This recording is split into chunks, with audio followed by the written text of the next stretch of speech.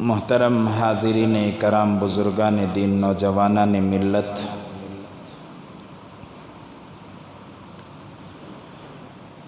رمضان المبارک کا مہینہ چل رہا ہے۔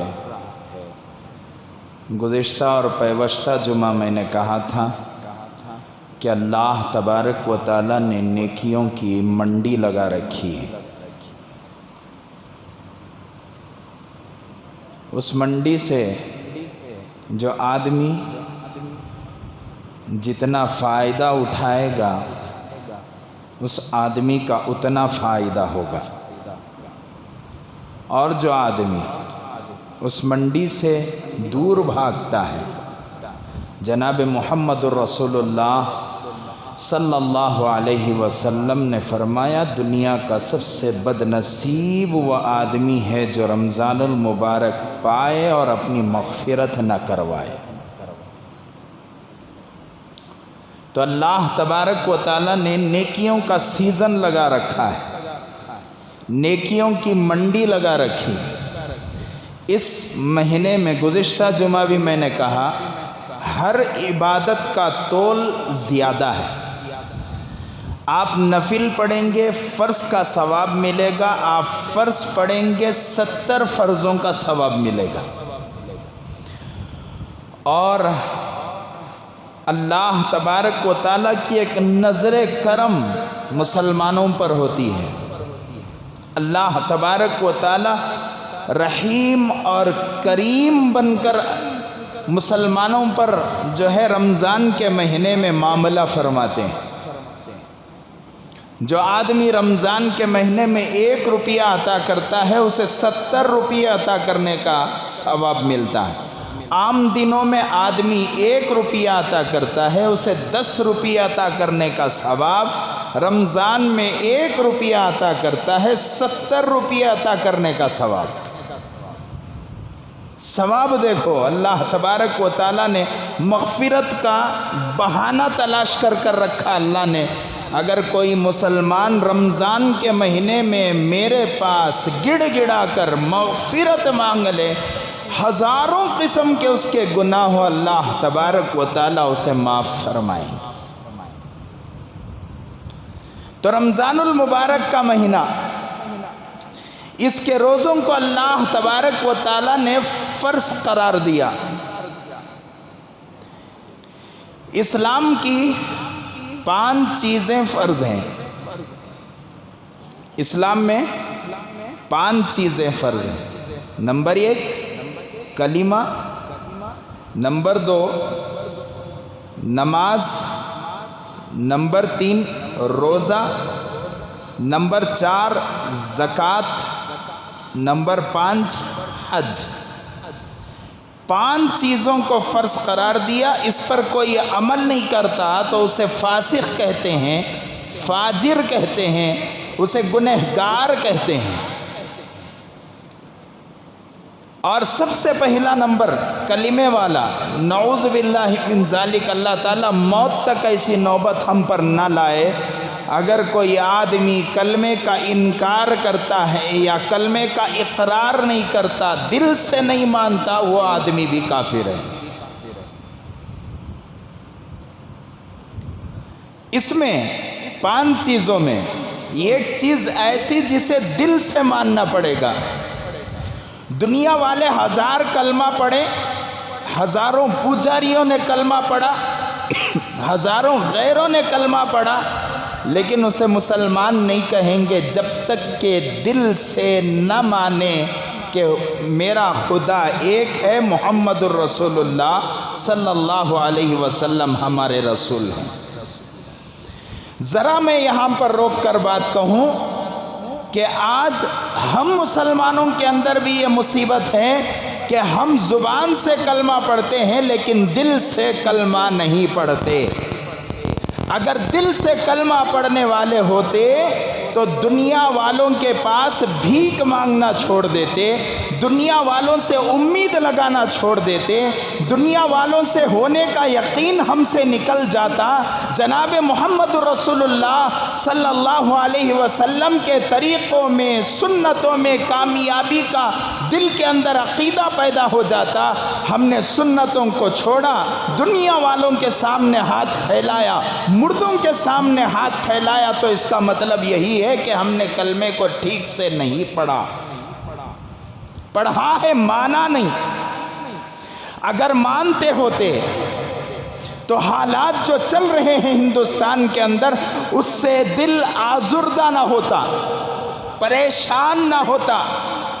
یہ دنیا والے جتنی بھی تکلیفیں مسلمانوں کو پہنچائیں، جو بھی ہمارے ساتھ کریں، خدا وحدہ لا شریک کی قسم، اللہ تبارک و تعالیٰ نے اس کلمے کے منشے کے اندر فرمایا لا الہ الا اللہ، دنیا والے ہزار تلواریں، ہزار ہتھیاریں، ہزار بم، ہزار بارود لے کر کھڑے، تمہارا وحدہ لا شریک کی قسم وہ اوپر بیٹھا ہوا ہے، ان ظالموں کو ہلا کر برباد کرے گا۔ اور مسلمانوں کے اندر ایک مصیبت یہ بھی ہے کہ جناب محمد الرسول اللہ صلی اللہ علیہ وسلم کی سنتوں کو حقیر سمجھتے ہیں، معمولی سمجھتے ہیں۔ رمضان کے مہینے میں بھی سنت رکھنے کا کوئی ارادہ مسلمانوں کے اندر نہیں۔ سنت اجبا کیا بولتے؟ سنت اجبا، رکھے تو بھی چلتا، نہیں رکھے۔ خدا وحدہ لا شریک کی قسم کھا کر کہوں، جو آدمی سنت کو معمولی اور حقیر سمجھتا ہے، مرنے سے پہلے اس کا ایمان سلب ہو جائے گا۔ کس کے طریقے کو حقیر سمجھ رہے ہیں؟ مثال دے کر سمجھاؤں۔ میں کسی شادی میں جاتا ہوں، میرے چلنے کا ایک طریقہ اور ایک ڈھنگ ہے، میرے چلنے کا ایک طریقہ اور ایک ڈھنگ ہے۔ کوئی آدمی میرے چلنے کے طریقے کو چڑا کر پیش کرے، یعنی میرے چلنے کے طریقے کو حقیر جانے، میرے دل پر کتنی تکلیف ہوگی۔ تو سوچ کر دیکھو، میں گنہگار، دونوں جہاں کا سردار جناب محمد رسول اللہ صلی اللہ علیہ وسلم کی سنت کو حقیر سمجھنے والا جب حقیر سمجھتا ہے تو اللہ کے رسول کے دل کو کتنی تکلیف ہوگی، ہے کہ نہیں؟ اللہ کے رسول صلی اللہ علیہ وسلم کی سنت کو حقیر نہیں سمجھنا سنت ہے۔ حضور صلی اللہ علیہ وسلم نے فرمایا قیامت کے قریب ایک زمانہ آئے گا جس زمانے میں ایک میری سنت کو زندہ کرنے والا انسان 100 شہیدوں کا رتبہ پائے گا۔ اور ایک شہید کا رتبہ کیا ہے؟ خون کا قطرہ زمین پر گرنے سے پہلے اس کی مغفرت پکی ہے۔ ہمارے بال، ہمارے گال، ہمارا چلنا، ہمارا اٹھنا، ہمارا بیٹھنا، ہمارا کھانا، ہمارا سونا، ہمارا جاگنا، ہمارے کپڑے پہننے کا طریقہ، دستر پر بیٹھنے کا طریقہ، سفر میں جانے کا طریقہ، ہر چیز رسول اللہ صلی اللہ علیہ وسلم کی سنت کی مخالفت کرتی۔ کیوں؟ اس لیے کہ ہم نے کلمے کو صحیح ڈھنگ سے نہیں مانا۔ مانتے ہوتے تو رسول اللہ صلی اللہ علیہ وسلم کی دل میں سنتوں کی محبت اور اہمیت ہوتی، ہمارے چہروں پر رسول اللہ نظر آتے، ہمارے گالوں پر رسول اللہ نظر آتے، ہمارے کپڑوں میں رسول اللہ نظر آتے، ہمارے کھانوں میں رسول اللہ نظر آتے، ہمارے چلنے میں رسول اللہ نظر آتے، ہمارے بیٹھنے میں رسول اللہ نظر آتے، ہماری ٹوپیاں اللہ کے رسول کے منشا اور طریقے کے موافق ہوتی، ہمارے چہرے کے بال رسول اللہ کے منشا اور طریقے کے موافق ہوتے، ہمارے سر کے بال رسول اللہ صلی اللہ علیہ وسلم کے طریقے کے اور منشا کے موافق ہوتے۔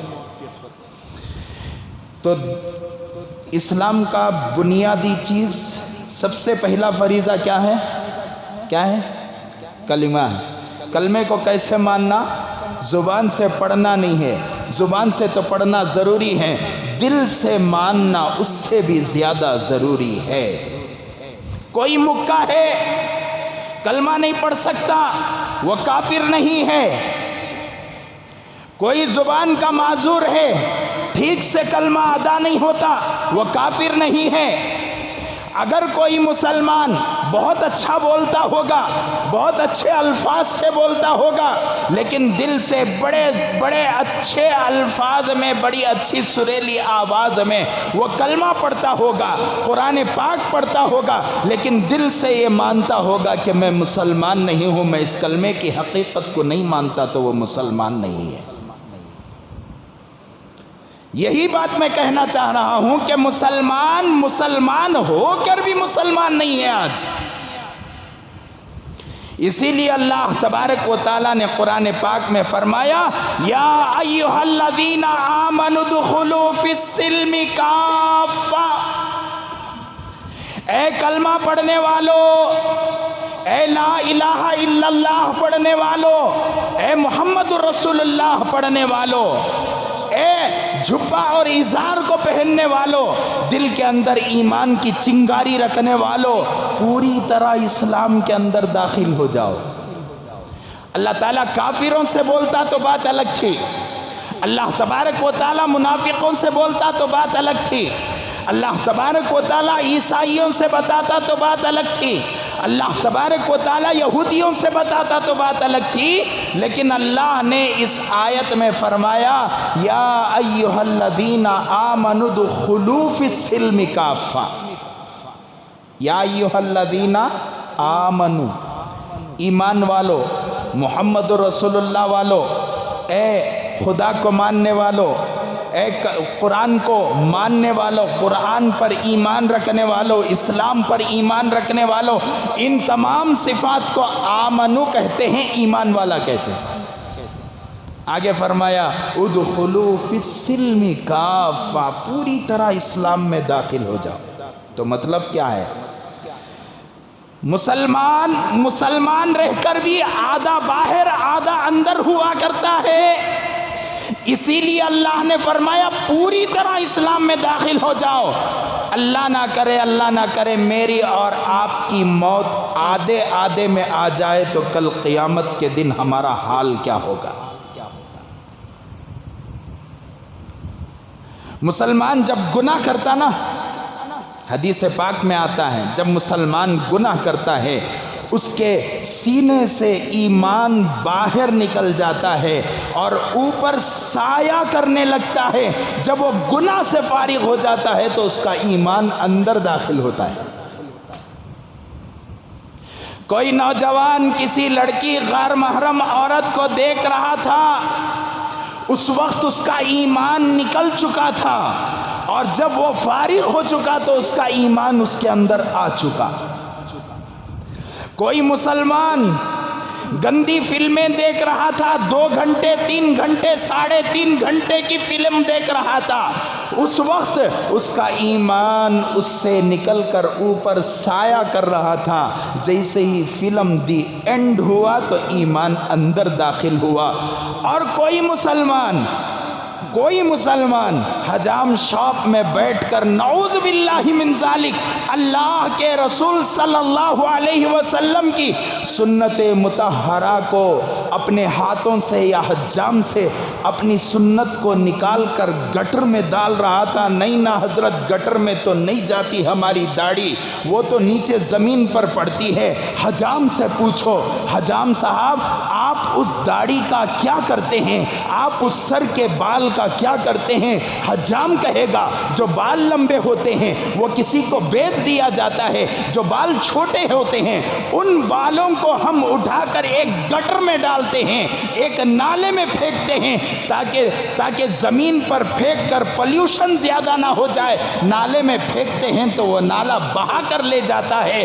جناب محمد رسول اللہ صلی اللہ علیہ وسلم کا وہ غلام جس کے لیے اللہ کے رسول نے اپنے دندان کو شہید کیا ہو، جس کے لیے اللہ کے رسول نے اپنی بیٹی اپنے لختے جگر کو اپنی آنکھوں سے شہید ہوتا ہوا دیکھا ہو، جس کا رسول جو اپنے اپنے امتی کے لیے آخری وقت تک تکلیفیں برداشت کیا ہو، پیٹ پر 2-2 3-3 پتھریں باندھا ہو، اس رسول کی داڑھی کو نکال کر ایک مسلمان نیچے گراتا ہے اور اس مسلمان کی داڑھی کو اٹھا کر وہاں کا حجام گٹر میں پھینکا کرتا ہے، تو اللہ کے رسول کو کتنی تکلیف ہوتی ہوگی۔ کل قیامت کا دن ہوگا، اللہ کے سامنے حاضری ہوگی۔ میں کسی کو نشانہ نہیں بناتا، ضرورت نہیں ہے نشانہ بنانے کی، ہے ضرورت؟ حالات ایسے ہیں کہ آپس میں مسلمانوں کو بھائی بھائی بن کر رہنا ہے، ایسے میں ہم لڑیں گے، مسلکوں میں بٹیں گے، آپس میں کدورتیں رکھیں گے، کوئی جواز نہیں، کوئی جواز نہیں۔ سب کو محبت سے رہنا ہے، پیار سے رہنا ہے، الفت سے رہنا ہے، رشتوں کو نبھانا ہے، سب کو آپس کے اندر بھائی چارہ، المسلم و اخو المسلم، مسلمان کا بھائی ہے، اس کے تحت زندگی گزارنا ہے۔ حالات ایسے ہو چکے، لیکن میرے دوستو، میں آپ کے سامنے ہماری اپنے معاشرے کی تصویر بتا رہا ہوں کہ ہم سے اللہ کے رسول اور اللہ تعالیٰ کتنا ناراض ہیں۔ کل قیامت کا دن ہوگا، آب کوثر پر کھڑے ہو کر اللہ کے رسول صلی اللہ علیہ وسلم آب کوثر بانٹ رہے ہوں گے۔ ایک بندہ سامنے سے آ رہا ہوگا جس کے چہرے پر داڑھی نہ ہوگی۔ اللہ کے رسول دیکھیں گے کہیں یہ یہودی تو نہیں، کہیں یہ عیسائی تو نہیں جو میرے مسلمانوں کی قطار میں کھڑا ہوا ہے۔ خدا نہ خواستہ اللہ کے رسول صلی اللہ علیہ وسلم فرشتوں سے یہ کہتے کہ فرشتوں اس عیسائی کو باہر نکال دو، اس لیے کہ اس نے داڑھی نہیں رکھا، تو مجھے محسوس ہوتا ہے کہ یہ یہودی ہوگا یا یہ عیسائی ہوگا، اسے میری قطار سے باہر نکالو تو دوسرا ہماری سفارش کرنے والا کون ہوگا؟ حدیث پاک میں آتا ہے من تشبہ بقوم فہو منہم، جو آدمی جس کی مشابہت اختیار کرتا ہے، کل قیامت کے دن اللہ تبارک و تعالی اس کو اسی کے ساتھ اٹھا کر کھڑا کریں گے۔ کسی کی مشابہت حضرت جناب محمد الرسول اللہ سے ہوگی تو وہ کل قیامت کے دن رسول اللہ کے ساتھ کھڑا ہوگا۔ کسی کی مشابہت ابو بکر سے ہوگی، وہ ابو بکر کے ساتھ اس کا حشر ہوگا۔ کسی کی مشابہت حضرت عمر سے ہوگی، کسی کی مشابہت حضرت عثمان سے ہوگی، کسی کی مشابہت حضرت علی سے ہوگی، کسی کی مشابہت حضرت امیر معاویہ سے ہوگی، کسی کی مشابہت حضرت ابو بکر سے ہوگی، کسی کی مشابہت حضرت عائشہ سے ہوگی، حضرت فاطمہ سے ہوگی، حضرت خدیجہ سے ہوگی، حضرت زینب سے ہوگی، حضرت ام کلثوم سے ہوگی، حضرت آسیہ سے ہوگی، حضرت مریم سے ہوگی۔ کل قیامت کے دن وہ آدمی ان کے ساتھ کھڑا ہوگا جس کی اس نے مشابہت اختیار کی۔ اللہ نہ کرے، اللہ نہ کرے، 1000 مرتبہ میری اور آپ کی اللہ تعالی حفاظت فرمائے، اگر کسی کی مشابہت خان صاحب سے ہوگی، اگر کسی کی مشابہت کمار صاحب سے ہوگی، اگر کسی کی مشابہت کسی بڑے جو ہے عیسائی سے ہوگی، کسی کی مشابہت ننگے ناچنے والوں سے ہوگی، اللہ تبارک و تعالیٰ کل قیامت کے دن ان کا حشر ان کے ساتھ کرے گا۔ اب میں پوچھوں کہ بھائیو بتاؤ کہ آپ کس کے ساتھ کھڑے ہونا چاہتے ہیں؟ تو مجھے یقین ہے، پوری طرح یقین، اس مجمع کا ایک بچہ بھی یہ نہیں چاہے گا کہ میرا شمار خان صاحب کے ساتھ یا کمار صاحب کے ساتھ ہو، بلکہ ہر ایک یہی چاہتا ہے کہ میرا حشر جناب محمد رسول اللہ صلی اللہ علیہ وسلم کے ساتھ ہو، میرا حشر صحابہ کے ساتھ ہو، میرا حشر اولیاء اللہ کے ساتھ ہو۔ لیکن ان کے ساتھ حشر ہونا تو کیا کرنا؟ کیا کرنا؟ سنتوں پر عمل کرنا، میرا چہرہ ان کے چہرے کے موافق ہو۔ پیر کا دامن، پیر کا دامن کیا بولتے سو؟ پیر کا دامن نہیں چھوڑیں گے، بولتے نہیں بولتے؟ پیر کا دامن نہیں چھوڑیں گے۔ پکڑے آج کب رے بابا تو؟ پکڑے آج کب؟ پیر کے دامن میں ناچنا اور ڈانس کرنا نہیں ہے۔ کیا ہے پیر کے دامن میں؟ پیر کے دامن میں کیا ہے معلوم؟ رمضان کے 30 پر 1 قرآن ہیں، 60 پر 1 قرآن۔ حضرت امام ابو حنیفہ رحمۃ اللہ علیہ کے سلسلے میں آتا ہے کہ حضرت امام ابو حنیفہ رحمۃ اللہ علیہ رمضان المبارک میں 60 پر 1 قرآن پڑھا کرتے تھے۔ کتنے قرآن؟ ہمیں تو جمعہ کے دن لیٹ سے آتے ہیں، رمضان میں جمعہ کے دن بھی لیٹ سے آتے ہیں، لیکن یہاں حضرت پیران پیر غوث اعظم دستگیر رحمۃ اللہ علیہ، حضرت امام ابو حنیفہ رحمۃ اللہ علیہ رمضان المبارک میں کتنے قرآن پڑھتے تھے؟ 60 پر 1 قرآن پڑھتے تھے۔ کیا انہوں انسان نہیں تھے؟ کیا تھے؟ انسان، مسلمان تھے، انسان تھے، ولی تھے۔ ان کا جو خون تھا وہ ہرے رنگ کا، ہمارا خون لال رنگ کا ایسا نہیں ہے۔ اس معاملے میں بھی آپ کے ساتھ منجے بھی ملا کو سمجھ میں آئی بات؟ 30 پر 1 قرآن، دن میں 1 قرآن، رات میں 1 قرآن، 30 دن کے کتنے قرآن؟ کتنے قرآن؟ 60 قرآن۔ دن میں 1 قرآن، رات میں 1 قرآن، 30 دن کے 60 قرآن، اور پھر تراویح کا 1 قرآن۔ کتنے ہو گئے؟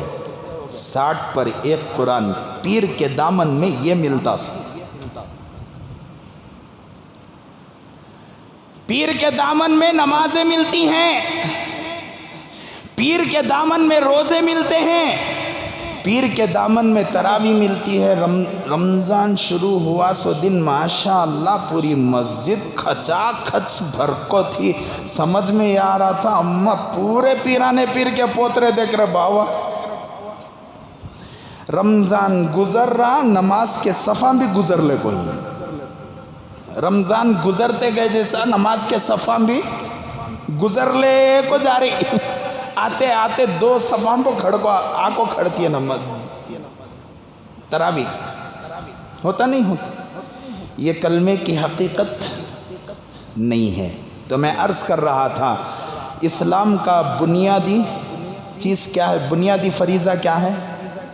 بعد میں اس والے انگ معلوم نہیں، شروع میں اس والے انگ معلوم۔ اسے تانا طویل سمجھو، کیا طویل سمجھو، رمضان کے مہینے میں تاخیر سے آتی گا تو تعجب۔ تو عرض کر رہا تھا کہ اسلام کے کتنے فرائض؟ 5۔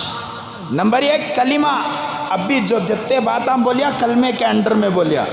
نمبر 2 نماز، نمبر 3 روزہ، نمبر 4 زکوٰۃ، نمبر 5 حج۔ تو میں بتا رہا تھا کلمے کی حقیقت، کلمے کو زبان سے پڑھنا جتنا ضروری ہے اتنا دل سے ماننا ضروری ہے۔ اسی کے تحت میں نے کہا کہ آدمی کلمہ پڑھ رہا ہے، دل سے نہیں مان رہا ہے۔ دل سے مانتا ہوتا تو سنتوں میں مزہ آ جاتا، دل سے مانتا ہوتا تو نمازوں میں مزہ آ جاتا، دل سے مانتا ہوتا تو اذان اول کے بعد پہلے مسجد کو آ جاتا، دل سے مانتا ہوتا تو رمضان کے مہینے میں عبادتوں میں دوڑ لگاتا، دل سے مانتا ہوتا تو رمضان جو اللہ تبارک و تعالیٰ نے ہمیں انعام کے طور پر عطا کیا اس رمضان کا پورا فائدہ اٹھاتا۔ دل سے مانتا ہوتا تو میرے دوستو رمضان المبارک میں قرآن پاک کی تلاوت کرتا، دل سے مانتا ہوتا تو ایک تراویح نہ چھوڑتا، ایک نماز نہ چھوڑتا، ایک روزہ نہ چھوڑتا، قرآن کے سننے میں اسے مزہ آ جاتا، نماز کے پڑھنے میں اسے مزہ آ جاتا، خدا کے سامنے کھڑے ہونے میں اسے مزہ آ جاتا۔ دل سے نہیں مانتا، اسی لیے ساری چیزیں چھوڑتا ہوا پھرتا ہے۔ تو کلمہ کیسا فرض ہے؟ دل سے ماننے والا فرض۔ سمجھ میں آئی بات؟ اور 4 فرض ہیں۔ دوسرے نمبر پہ کیا ہے؟ نماز، تیسرے نمبر پہ روزہ، چوتھے نمبر پہ زکوٰۃ، 5ویں نمبر پہ حج۔ دوسرا نمبر نماز کا، ہمیں کتنے نمازاں کے پابند ہیں دیکھو۔ بچہ صبح کو کلمہ نہیں پڑھ کے اٹھا تو نہیں رہو بیٹے شام تک تکلیف آ جاتی ہے، مارا کھاتا، اللہ کا نام بول کو کلمہ پڑھ کو اٹھ، بولتے نہیں بولتے؟ کلمہ نہیں پڑھیا تو بچے کے مارا کھانے کی فکر ہے، صبح کی فجر پڑھے بغیر ہی نہ ابا جان کلمہ پڑھا رہی نا، ان کا حال کیا ہوتا رہیں گا شام تک۔ اور نماز ہے، دل سے نماز پڑھنے والوں کو جوتیاں سے مارنا، دل کی نماز پڑھنے والوں دل سے نہیں، دل سے نماز پڑھنا سو، لیکن دل کی نماز نہیں ہے دنیا کے اندر۔ دل کی نماز ہوتی ہے۔ ایک مرتبہ درگاہ کا نام نہیں بولتا، درگاہیں کو میں بھی مانتا ہوں، میں بھی جاتا ہوں، اللہ والوں کی مزاروں میں بیٹھتا ہوں، کلمہ پڑھتا ہوں، جو یاسین وغیرہ پڑھ کر اللہ والوں کو، لیکن وہاں جو کچھ ایسے چیزیں ہوتی ہیں جو اسلام کے بالکل خلاف رہتی ہیں۔ ایک درگاہ میں مزار میں اندر گھس رہا تھا، چلو نام بھی بول ڈالیں، توکل مستن رحمت اللہ علیہ، اندر جا رہا تھا، 4 نوجوان سائڈ میں کھڑ کو بات کر رہے، تب وہ نئی مسجد نہیں تھی، پرانی مسجد تھی۔ ایک سامنے کالے کپڑے پہن کو بڑے بڑے مالیاں کی وہ کیا کی گلے میں تسبیح ہے کیا ہے اللہ بہتر جانتا ہے، وہ کیا منجے نہیں معلوم، گلے میں ڈال کو گندے بالاں کے ساتھ غلیظ آدمی ایک گیٹ پر بیٹھا تھا۔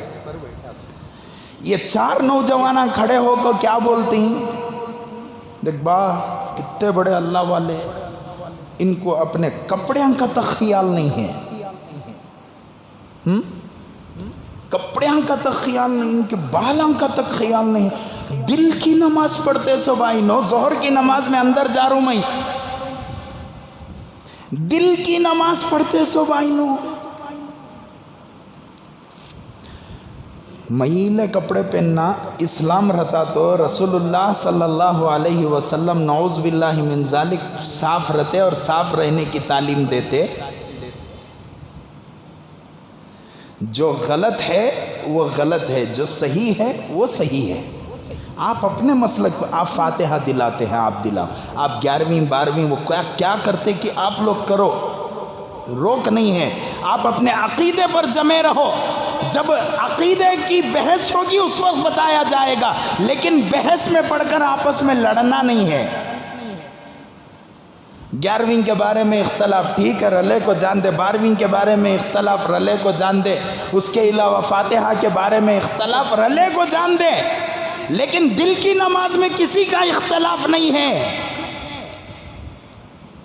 حضرت مولانا احمد رضا خان بریلوی صاحب رحمت اللہ علیہ بھی اس کی تعلیمات نہیں دیتے تھے۔ تو نماز دوسرا فریضہ وہ دل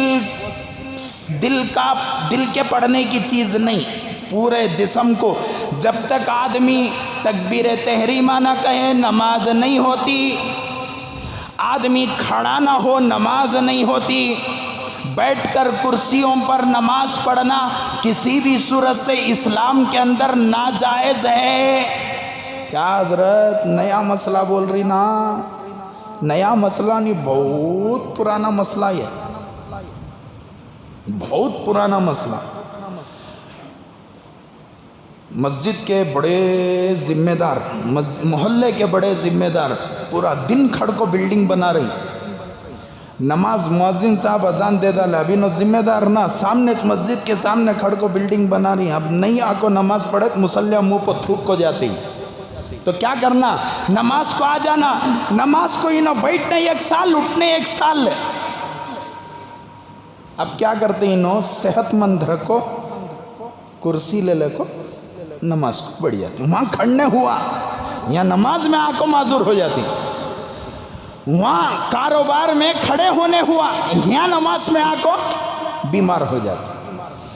جو آدمی کھڑا ہو سکتا ہو، جو آدمی رکوع پر قادر ہو، جو آدمی سجدے پر قادر ہو، جو آدمی جو ہے نماز پوری طرح کھڑا ہو سکتا ہو، باہر کے کام و کاج کرتا ہو، گھٹنوں میں اس کے ایسا درد نہ ہو جس درد کی وجہ سے نماز میں خلل نہ آئے، ایسے آدمی پر کسی بھی صورت سے کرسی پر بیٹھ کر نماز پڑھنا حرام ہے،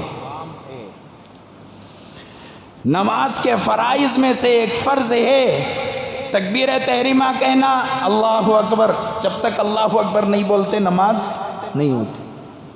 دوسرا فرض قیام کرنا، کھڑے ہونا، جب تک آدمی کھڑے ہو کر نماز نہیں پڑھتا اس کی نماز نہیں ہوتی۔ نہیں حضرت، ہمیں کان کی سن کو ہی، جو آدمی بیٹھ کو نماز پڑھتا اسے آدھا ثواب، کھڑے ہو کر جو نماز پڑھتا اسے پورا ثواب۔ سن کو ہی نہیں، سن کو ہی ہے حدیث میں۔ وہ کون سی نماز؟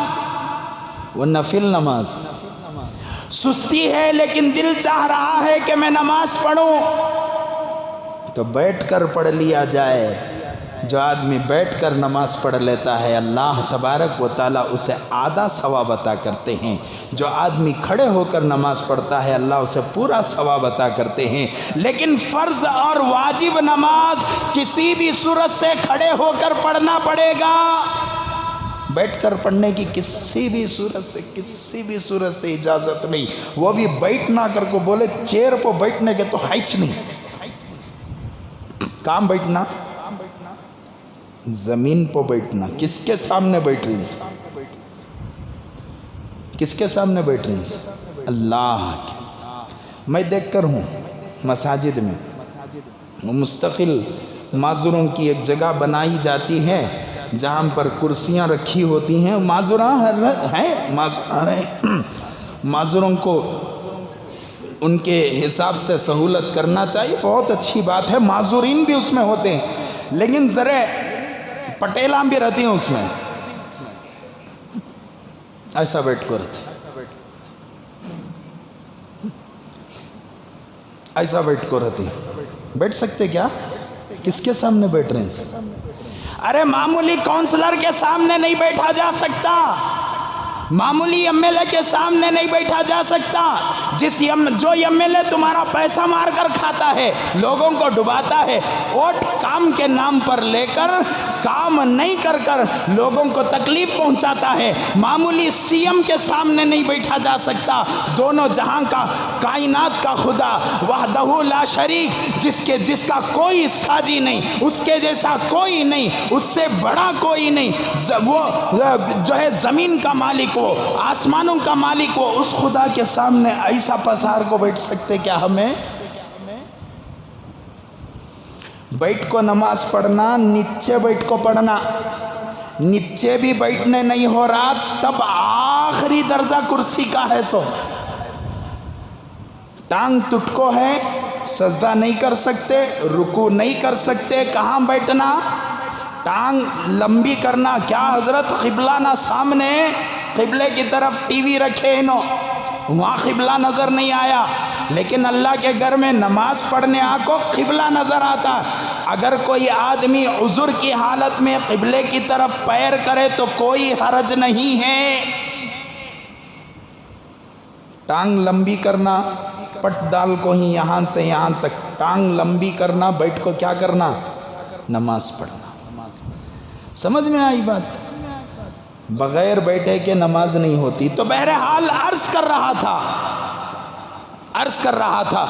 نماز دل کی نہیں ہوتی، نماز کسی بھی صورت سے آپ کو رکوع کرنا پڑے گا، سجدے کرنے پڑیں گے۔ رکوع کے بغیر نماز نہیں ہوتی، سجدے کے بغیر نماز نہیں ہوتی۔ جگہ کا صاف ہونا، کپڑوں کا صاف ہونا، بدن کا صاف ہونا، قبلے کی طرف منہ کرنا، اس کے علاوہ نماز کا وقت ہونا، یہ سارے فرائض پر آپ عمل کریں گے تو آپ کی نماز ہوگی، دل کی نماز نہیں ہوگی۔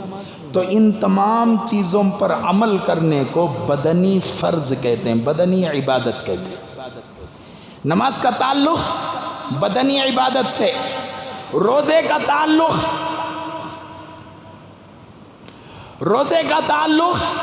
بدنی عبادت سے۔ میں اور آپ روزہ ہیں، الحمدللہ روزہ ہیں، الحمدللہ سب روزہ ہیں۔ اللہ ہم سب کے روزوں کو قبول فرمائے، اللہ ہماری حقیر عبادتوں کو قبول فرمائے، اللہ ہماری ٹوٹی پوٹی عبادتوں کو قبول فرمائے، اللہ ان روزوں کو، نمازوں کو، تراویح کو، قرآن کے سننے کو اللہ تعالیٰ آخرت کا ذخیرہ بنائے، آخرت کی منازل پار ہونے کا اللہ ذریعہ بنائے۔ لیکن ہمارے روزے ٹوٹے پوٹے، خوش نہیں ہو جانا، مطمئن نہیں ہو جانا کہ میں آج تراویح پڑھ لے کو آیا، ذرا جنے بہت مطمئن ہو جاتی، پڑھ لے کو آگا، قبول ہوئی کہ نہیں ہوئی کی کسے معلوم؟ پڑھنے کے بعد اللہ کے پاس دعا کرنا، اللہ قبول فرما لے، اللہ قبول فرما لے۔ تو قبول نہیں کرے گا تو یہ ساری چیزیں بیکار ہیں۔ سب کچھ ہونے کے باوجود، سب کچھ ہونے کے باوجود یہ بلی پانی نہیں پی کو مر جانے کی وجہ سے اسے کیا کریا اللہ تعالیٰ؟ عورت کو کیا کریا؟ جہنم میں بھیجا۔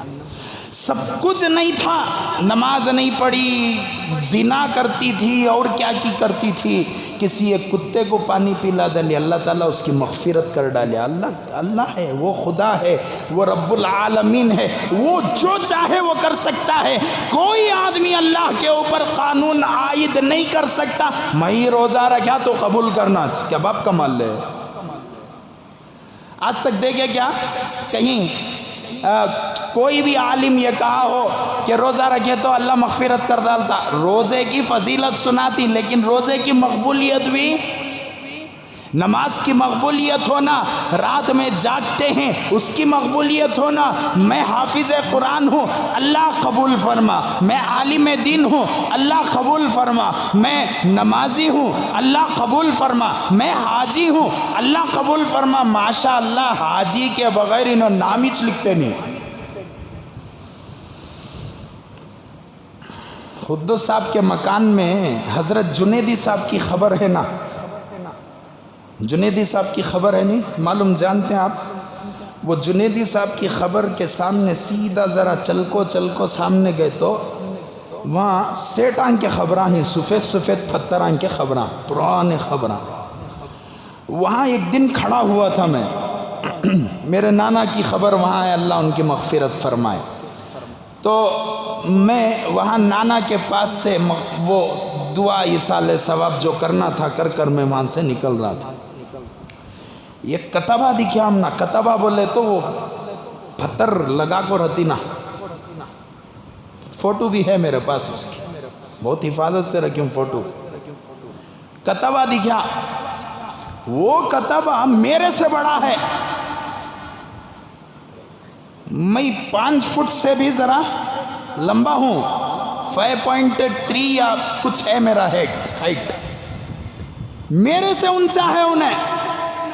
میں پریشان، اتنا اونچا کتبہ، انہوں کتنے بڑے تھے رنگا۔ جا کو سامنے کھڑ کو دیکھا تو کم سے کم 35 عہدے وہ کتبے پر لکھو ہی۔ مسلم پرسن اللہ کے صدر، سنی جماعت العلماء کے صدر، اور کون سے کی صدر، اور کون سے کی صدر، آتا صدر ہے، اللہ قبول کرنا نا۔ میں مدرسہ بنایا، اللہ قبول کر لیا تو بس۔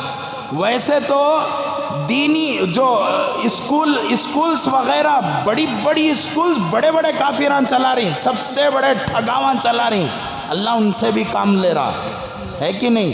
میں مدرسہ بنا دل کو خوش فہمی میں نہیں، میں مدرسہ بنا دل، اللہ قبول کریا تو مدرسہ میرا،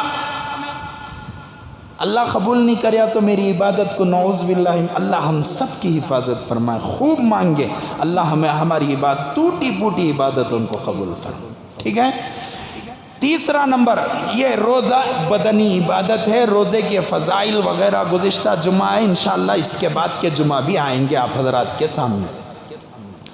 تیسری جو عبادت ہے وہ کیا ہے؟ کیا ہے؟ کتواں فریضہ؟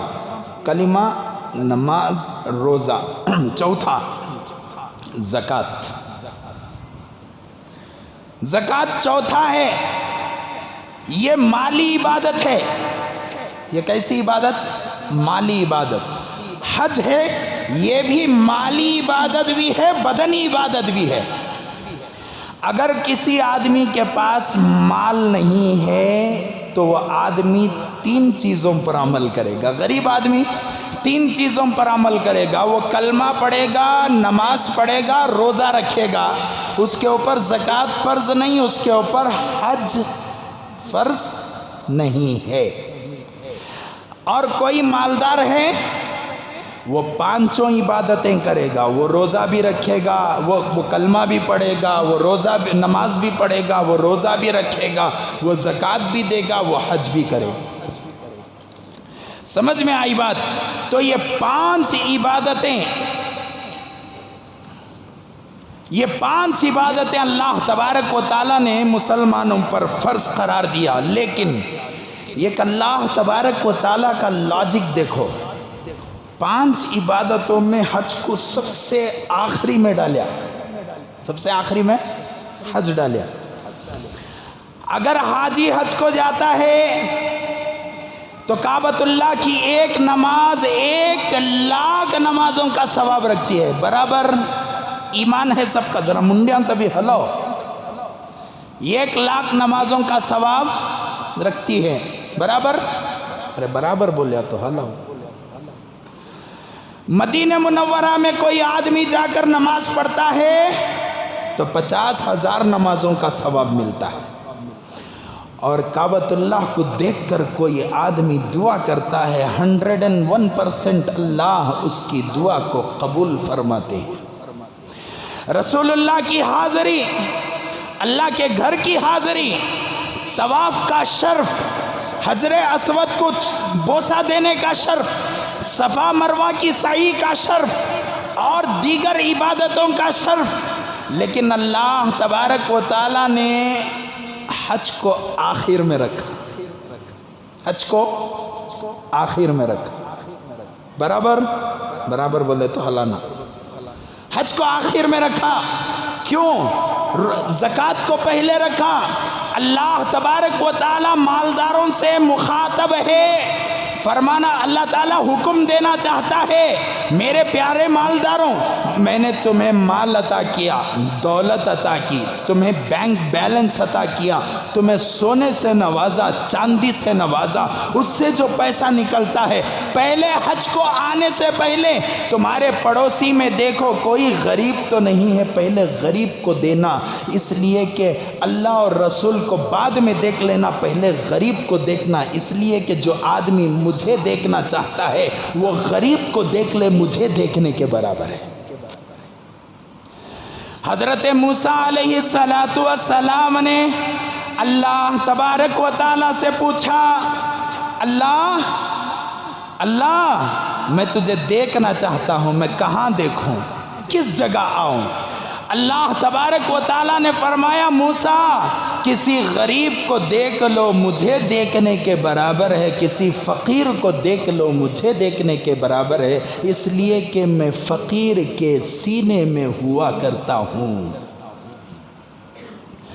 کل قیامت کے دن مالدار، بخیل مالدار، 2 3 حجاں کرنے والا مالدار، نمازوں کی پابندی کرنے والا مالدار، کلمہ پڑھنے والا مالدار، اور اس کے علاوہ زکوٰۃ ادا کرنے والا مالدار، روزہ رکھنے والا مالدار، لیکن غریبوں پر اسے کوئی رحم نہیں، ایسا مالدار اللہ کے دربار میں پہنچا، اللہ تبارک و تعالیٰ کے سامنے سارے اعمال کھلے، لیکن ایک کھاتا پوری طرح خالی تھا۔ وہ کیا؟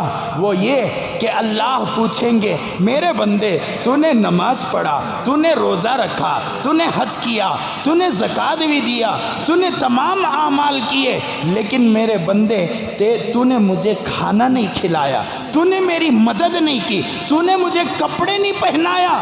تو اللہ تبارک و تعالیٰ سے وہاں پر وہ بندہ پوچھے گا اللہ تو کب سے کھانا کھانے لگا، تو کب سے کپڑے پہننے لگا، تو کب سے مدد کا محتاج ہوا؟ تو اللہ تبارک و تعالیٰ کل قیامت کے دن اس سے کہیں گے بندے دنیا کے اندر غریب آدمی کو، فقیر آدمی کو کھانا کھلانا مجھے کھلانے کے برابر ہے، جو آدمی فقیر آدمی کو کپڑے پہناتا ہے وہ اللہ کو کپڑے پہنانے کے برابر ہے، جو آدمی فقیر آدمی کی مدد کرتا ہے وہ اللہ کی مدد کرنے کے برابر ہے۔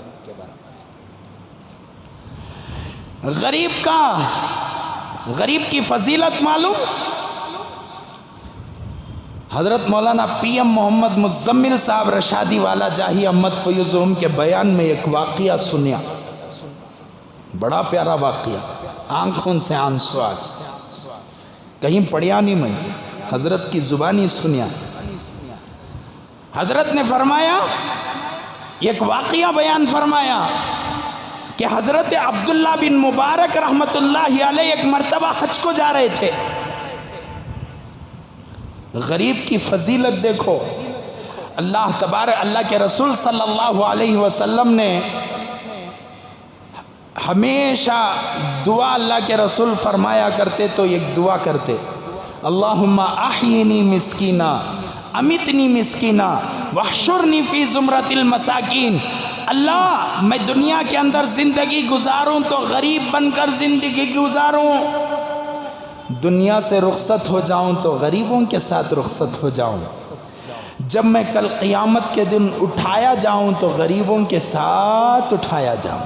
اللہم احیینی مسکینہ امیتنی مسکینہ، میں مروں تو غریبوں کے ساتھ غریب بن کر مروں، واحشرنی فی زمرۃ المساکین، کل قیامت کے دن تو اٹھا کر کھڑا کرے تو غریبوں کے ساتھ اٹھا کر کھڑا کرنا۔ ایک جگہ اللہ کے رسول جناب محمد رسول اللہ صلی اللہ علیہ وسلم فرماتے ہیں، میں جنت کا مشاہدہ کر رہا تھا، میں نے دیکھا کہ سب سے پہلے جنت میں غریب حضرات داخل ہو رہے تھے۔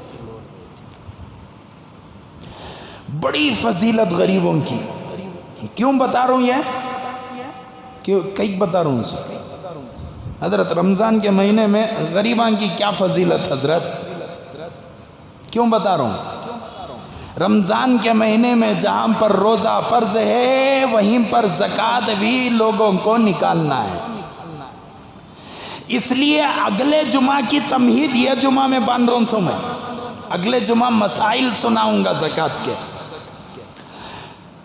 اگلے جمعہ فضیلتیں زکوٰۃ کی سناؤں گا، اور اس جمعہ زکوٰۃ کسے دینا یتا بول کو بات ختم کر ڈالتا ہوں۔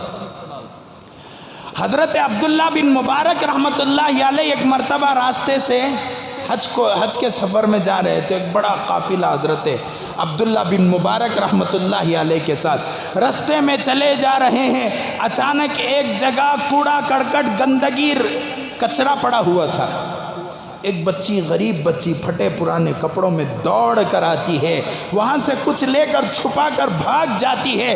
حضرت عبداللہ بن مبارک کو بڑا تعجب ہوا، ساتھ میں خادمین تھے، خادم سے کہا کہ جاؤ اس بچی کا پیچھا کرنا، یہ بچی کیا لے کر جا رہی ہے، وہ بھی گندگی کی جگہ سے، کچرے سے، اس کا پیچھا کرو، آخر اس کی مجبوری کیا ہے دیکھیں گے۔ خادم دوڑتا ہوا بچی کے پیچھے گیا تو جا کر دیکھتا کیا ہے کہ بچی ایک گھر کے اندر داخل ہوتی ہے۔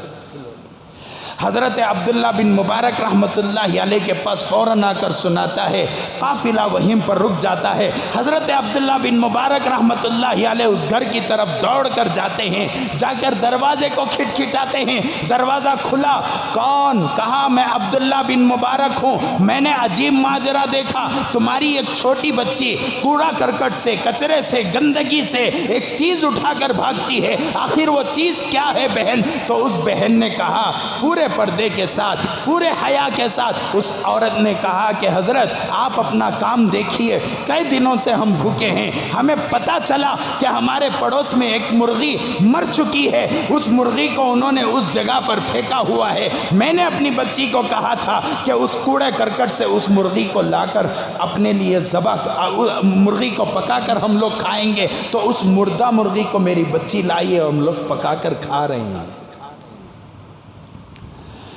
حضرت عبداللہ بن مبارک رحمت اللہ علیہ کی آنکھوں سے آنسو آ گئے۔ حضرت نے فرمایا کہ بہن ہرگز ایسا نہ کرنا، اپنے خادم کو بلایا، حضرت اپنے خادم کو پوچھا کہ حج کو ہم لوگ جا رہے ہیں، اب حج کینسل ہو چکا، اب ہمیں واپس جانا ہے، واپسی کے لیے کتنی رقم ضروری ہے؟ تو اس خادم نے کہا کہ 10 سے 12 درہم یا دینار رہیں گے تو ہم واپس ہو جائیں گے۔ حضرت عبداللہ بن مبارک رحمت اللہ علیہ نے 10 سے 12 درہم اپنی ضرورت کے اپنے تھیلی میں، اپنے جیب میں رکھا اور باقی کے پیسے اٹھا کر حج کے سفر کے پیسے اٹھا کر اس عورت کو تحفے میں دے دیا. واپس آئے قافلے کے پاس، قافلے سے کہا، قافلے والوں سے کہا کہ اب میری حج کو آنا ناممکن ہے، اس لیے کہ کوئی ایسی مجبوری میرے ساتھ لاحق ہے، اس مجبوری کو سامنے رکھتے ہوئے میں حج تک، کعبۃ اللہ تک، مدینہ منورہ تک پہنچ نہیں سکتا، آپ اپنا راستہ ناپے، میں واپس ہو رہا ہوں. کس کے لیے حج مؤخر کیا؟ کس کے واسطے؟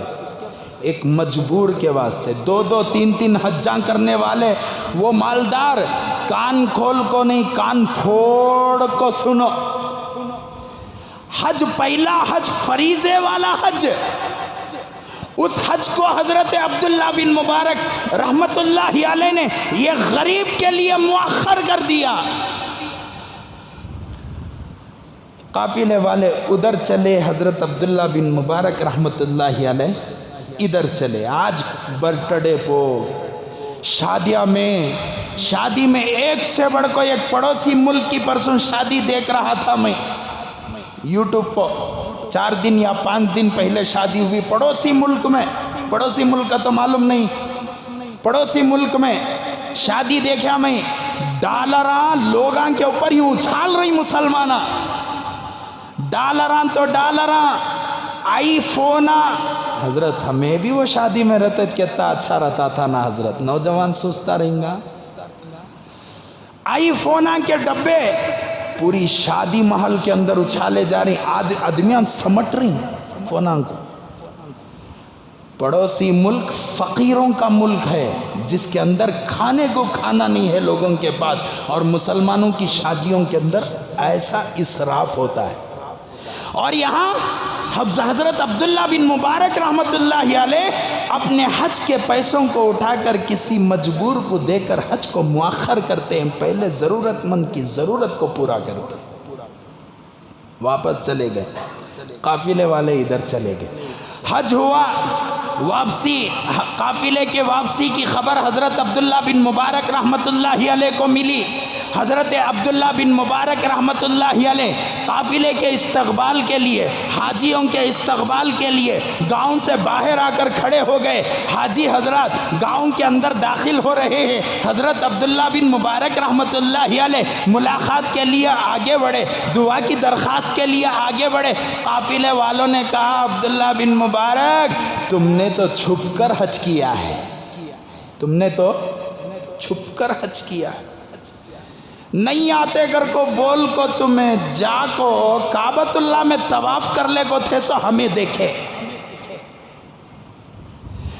کسی قافلے کے کسی آدمی نے کہا میں نے تمہیں طواف کرتے ہوئے دیکھا، کسی آدمی نے کہا میں تمہیں صفا مروہ کی سعی کرتے ہوئے دیکھا، کسی آدمی نے کہا کہ میں تمہیں حضرت مقام ابراہیم کے پاس نمازیں پڑھتے ہوئے میں نے دیکھا، کسی نے کہا کہ میں نے تمہیں عبادتیں کرتے ہوئے دیکھا، کسی نے کہا میں نے تمہیں نمازوں کو پڑھتے ہوئے دیکھا، کسی نے کہا میں نے تمہیں تہجد پڑھتے ہوئے دیکھا. عبداللہ بن مبارک تم پہنچے کب، واپس کب آ گئے؟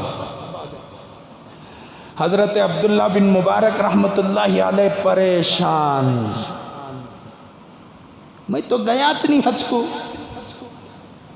آخر دیکھے کسے انہوں. رات میں آئے، بڑے اللہ والوں کی بات بڑی ہوتی ہے، کبھی دیکھو دکھاتے نہیں. ہمیں ایک کٹ یوں پکڑ کو 5 جنے آزو بازو کھڑ کو فوٹوان پکڑتی ہیں، فوٹوان پکڑ کو بھی مسلمانوں کو چھوڑ رہی نہیں. کتے مردے نہیں دفنائے ہمیں کرونا میں، ڈیڈ باڈیاں لے جا کو گنگا ندی میں، چرنڈیا میں لے جا کر گٹروں میں اٹھا کو پھینکے تھے. سو باڑیاں ماشاءاللہ ہمیں لوگاں فخر سے بولتے ہیں میرا مسلمان، میرا محمد رسول اللہ کا غلام اپنی جان کو داؤ پر لگا کر اس باڈی کو پوری عزت کے ساتھ جلانے والوں کو جلایا گیا، دفنانے والوں کو دفنایا گیا. جس کا جلایا گیا، جسے دفنایا گیا اور جسے عزت دی گئی، وہ لوگ آج کہتے ہیں مسلمان دہشت گرد ہے. وہ ان کا ظرف، یہ ہمارا ظرف. کئی مسلمانوں کی جانیں چلی گئیں، کرونا وائرس ہوئی. اللہ ان کی مغفرت فرمائے، اللہ ان کو پوری امت کی طرف سے بدلہ نصیب فرمائے، اللہ تعالیٰ ان کو آباد فرمائے۔ جیسی سخاوت دکھا کر انہوں نے دنیا کے اندر اپنی جانوں کو قربان کیا، اللہ تعالیٰ اپنی شان کے موافق سخاوت دکھا کر اللہ تعالیٰ انہیں جنت کے اعلیٰ مقاموں میں فائز فرمائے۔ ہم فوٹوان دکھا کو بخشلی نہیں۔ حضرت عبداللہ بن مبارک رحمت اللہ علیہ خاموشی کے ساتھ جا کر سو گئے۔ اللہ کا دیدار ہوا۔ جب کسی فقیر کی مدد کرتے ہیں تو اللہ بھی اپنی تجلیات دکھا دیتے ہیں۔ حضرت عبداللہ بن مبارک رحمت اللہ علیہ کو اللہ کا دیدار ہوا۔ اللہ نے کہا عبداللہ بن مبارک پریشان ہونے کی ضرورت نہیں، جس وقت تم نے جا کر اس عورت کی مجبوری میں اپنے فریضے کا پیسہ عطا کیا، وہ عمل ہمیں اتنا پسند آیا، ہم نے ایک فرشتوں کو پیدا کیا ہے جس فرشتے کو عبداللہ بن مبارک کی شکل ہم نے عطا کی ہے، اور وہ فرشتہ قیامت تک تمہارے نام کا حج کرتا رہے گا۔ غریبوں کی، فقیروں کی اتنی زیادہ کیا ہے سو فضیلت ہے۔ اگلے جمعہ اور رتی بولتوں میں غریباں اور فقیراں کیا ہیں، ان کی مدد کیسی کرنا اور زکوٰۃ کیسے عطا کرنا۔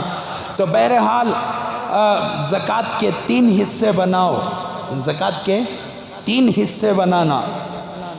پہلا حصہ سب سے پہلے نمبر پر اپنے رشتہ داروں کو، سب سے وہ رشتہ داروں میں کون کون اگلے جمعہ بتاؤں گا انشاءاللہ۔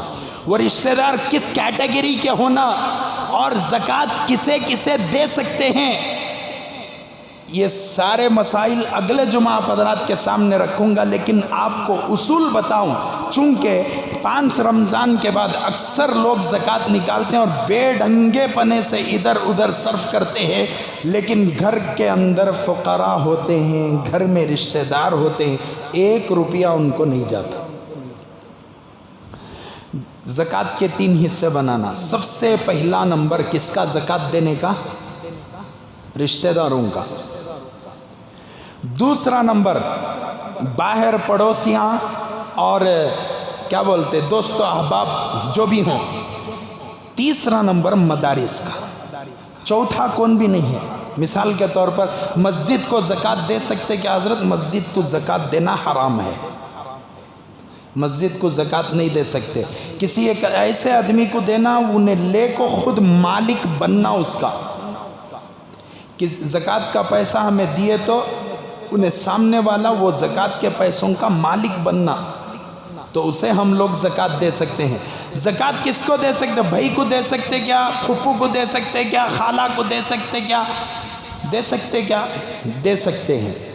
اصول یاد رکھو، زکوٰۃ کبھی بھی دینا ہے اوپر والوں کو نہیں دے سکتے۔ ابا، دادا، نانا، نانی، پردادا، سکڑ دادا، اکڑ دادا، پکڑ دادا، یہ جو اوپر جن کی وجہ سے ہم دنیا میں ہیں، ان کو زکوٰۃ دینا نہیں چاہیے، زکوٰۃ دینے کی اجازت نہیں۔ نیچے میرا بچہ، میرا پوترا، میرا نواسا، اسے بھی زکوٰۃ نہیں دے سکتے۔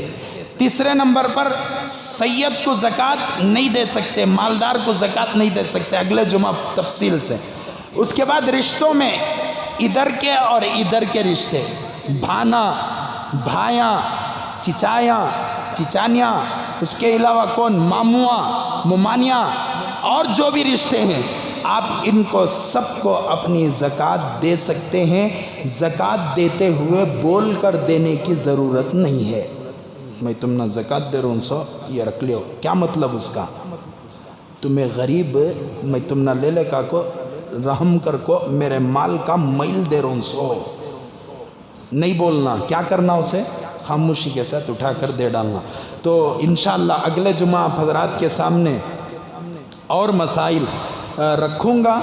جو حضرات زکوٰۃ نکال چکے ہیں ان سے گزارش ہے کہ وہ محفوظ رکھ رہے ہیں۔ اگلے جمعہ کے بعد آپ جسے دینا رشتہ داروں میں دینا، اس لیے میں پہلے 3 بتا ڈالیا، جسے دینا دے سکتے ہیں، لیکن مسائل کے جاننے کے بعد زکوٰۃ دینے کا مزہ الگ ہے۔ آپ مدارس کو کسی بھی صورت سے مدارس کو زکوٰۃ دیں، اس لیے کہ حالات مدارس کے بہت زیادہ خراب ہیں۔ 2 سال سے 3 سال سے مدارس والوں نے کہیں چندہ نہیں کیا، چندے نہیں ہوئے، جس کی وجہ سے مدارس والے بہت زیادہ پریشان ہیں۔ تو ان کو زکوٰۃ دینا چاہیے۔ مدارس زندہ تو انشاءاللہ اسلام زندہ۔ جب تک مدارس ہیں انشاءاللہ اسلام کے اوپر آنچ آ نہیں سکتی۔ تو مدارس ہمارے دین کے قلعے ہیں، اسے عطا کریں، اپنے رشتہ داروں کو عطا کریں، اپنے دوست و احباب کو عطا کریں۔ اور اللہ تعالیٰ سے دعا ہے کہ اللہ تعالیٰ ہم سب کو ان باتوں پر عمل کی توفیق نصیب فرمائے۔ اگلے جمعہ ذرا جلد آنے کی کوشش کریں، اس لیے کہ اگلے جمعہ کا جو عنوان ہے وہ بہت ہی اہم ترین عنوان ہے۔ ایک انشاءاللہ مسئلہ آپ حضرات کے سامنے رکھوں گا۔ اللہ تعالیٰ سے دعا ہے کہ اللہ تعالیٰ ہم سب کو ان باتوں پر عمل کی توفیق نصیب فرمائے۔ آخر میں جاتے ہوئے مسجد کا زیادہ سے زیادہ تعاون فرماتے ہوئے جائیں۔ رمضان المبارک ہے، گزشتہ جمعہ پیوستہ جمعہ بھی اعلان ہوا، مسجد کے اخراجات میں اضافہ ہو جاتا ہے، اس لیے کہ